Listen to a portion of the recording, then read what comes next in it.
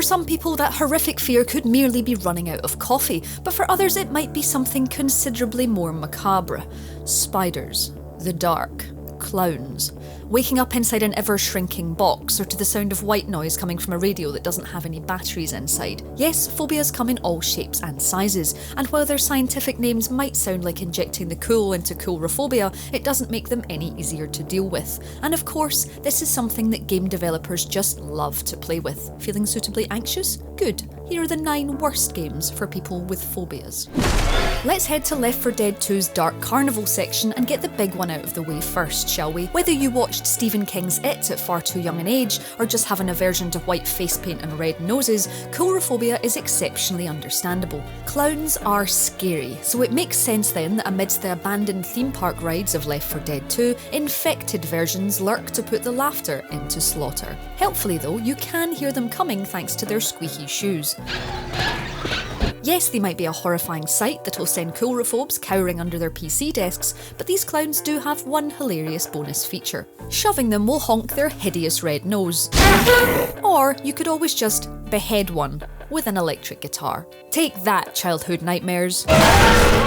Maybe you don't like the way their legs go on just that little too long. Or perhaps it's the unpredictable skittering that you sometimes see out of the corner of your eye while you're watching television. Whatever it is you don't like about spiders, the enormous arachnid that looms out of the darkness in Limbo is truly horrifying. Not content to just wander past on its terrifyingly hairy legs, Limbo's spider is vindictive in a way that makes your skin crawl. From the brutal impalement to the slow and deathly sinister way it wraps the boy up for an afternoon snack, this is truly what arachnophobe nightmares are made of. Oh, and it totally deserves what happens to it in the end. Well, mostly. It's also important to give a shout out here to the frostbite spiders of Skyrim, who, if it wasn't for this child-murdering arachnid, would be top of all the webby charts. Their size, movement, and venomous nature are quite frankly enough to just make you want to summon a giant newspaper. Or, set a mammoth on them. There are mutants and things that go bump in the night in the looming presence of Mount Massive Asylum, but Outlast is essentially a game about being afraid of the dark. Instead of the pleasing reassurance of bullets or weaponry, your most important pickup is the humble AA battery to keep your night vision camera topped up. Like the terrifying conclusions of now endless found footage movies, Outlast wants you to stumble into its badly lit corridors and suffer the consequences of a sea of green-hued jump scares. Even those without Nyctophobia might have problems here. Rooms are painfully dark, and you might want to cheat and turn the brightness up to the maximum level to see what's in store. Yeah, you go first. We'll be right behind you. Honest. Little pig!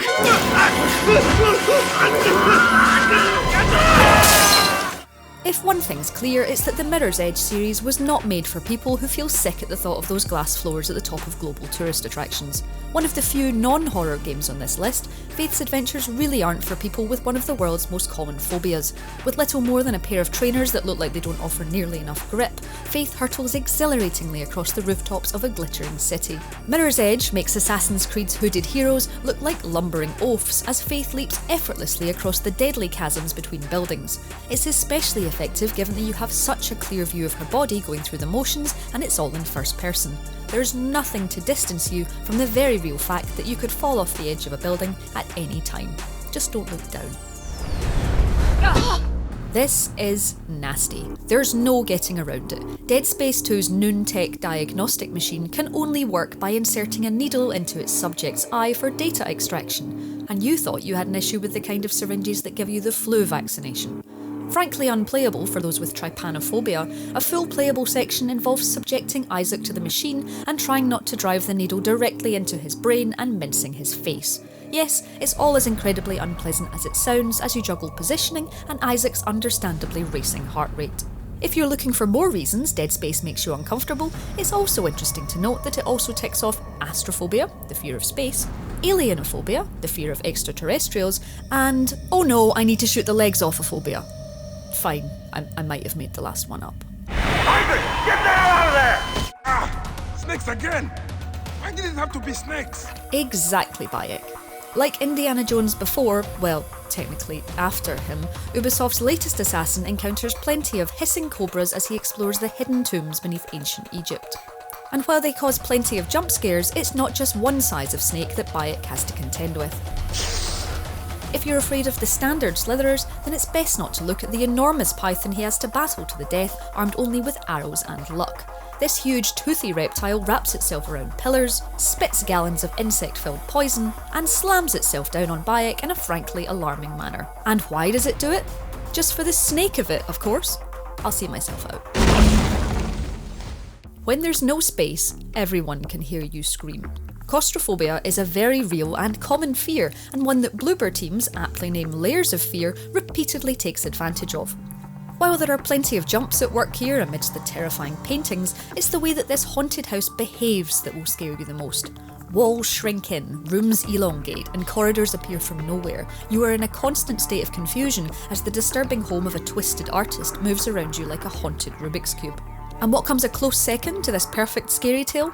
Yes, Minecraft is terrifying if you're even slightly claustrophobic.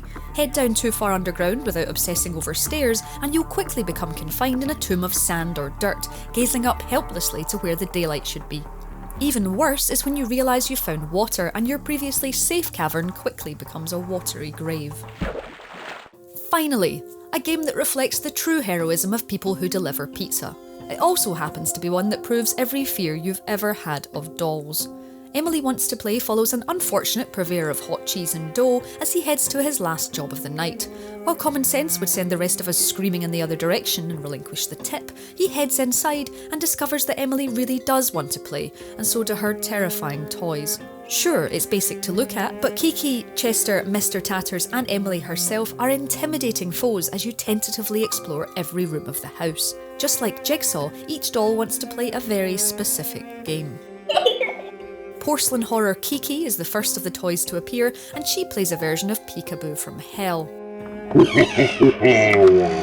Then, just to bring in some Coulrophobia into the mix, Mr. Tatters comes to force you to take part in a deadly game of living statues. And finally, like the icing on a demonic cake, Chester, a ventriloquist doll, arrives to pursue you through the house. And no, sadly he isn't interested in the pizza. While those with a debilitating fear of face coverings should avoid events like the Venice Carnival or Disneyland, asymmetrical multiplayer offering Friday the 13th is also off the bloodied cards. Whether you're playing as original Mummy's boy Jason Voorhees or as one of his victims, this is a masked extravaganza as the slasher legend returns in his first game since the 80s. Not only can you choose to don Jason's original hockey mask as you hunt down your victims, but a selection of guises from the sequels are on offer too. Jason's rather fetching sackcloth headwear is available from Friday the 13th Part 2, and you can even choose between the gory melted Part 9 Jason or Part 7's version with a little bit of decomposing jaw sticking out. And if there's one specific fear of being stalked by someone underwater, then this will scratch that particular phobia too. I think that's what they call fearful opportunities. They deserve to die, Jason. Have we covered your phobia here? If not, what is it? And are there any games that you find impossible to play? Let us know in the comments below. If you liked this week's video, drop us a like and don't forget to subscribe for more videos from Logitech G.